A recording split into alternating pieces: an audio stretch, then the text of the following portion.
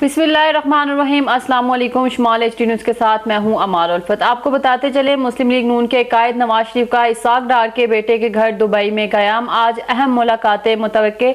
नवाज शरीफ का खुसूसी त्यारे पर दुबई से वतन वापसी पहुंचेंगे। नवाज शरीफ के खुसूसी त्यारे को पाकिस्तान में उतरने की इजाज़त। नवाज शरीफ का वतन वापसी पर नून लीग की इस्तकबाल की तैयारियां। कराची कोयटा से लीगी रहनुमाओं कारकुनों के काफिले लाहौर के लिए रवाना। जलसे में शिरकत करने वाले जन्नत में जाएंगे। इस्तकबाल करना कार सवाब है। नून लीगी उलमा और मुशाइख के ऐलानात। आपको एक बार फिर बताते चले, मुस्लिम लीग नून के कायद नवाज शरीफ का इसाक डार के बेटे के घर दुबई में क़याम। आज अहम मुलाकातें मुतवक्के। नवाज शरीफ का खुसूसी त्यारे पर दुबई से वतन वापसी पहुंचेंगे। नवाज शरीफ के खुसूसी त्यारे को पाकिस्तान में उतरने की इजाज़त। नवाज शरीफ का वतन वापसी पर नून लीग की इस्तकबाल की तैयारियां।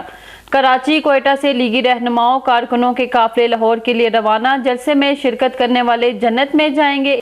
इस्तकबाल करना कार सवाब है। नून लीगी उलमा और मुशाइख के ऐलानात।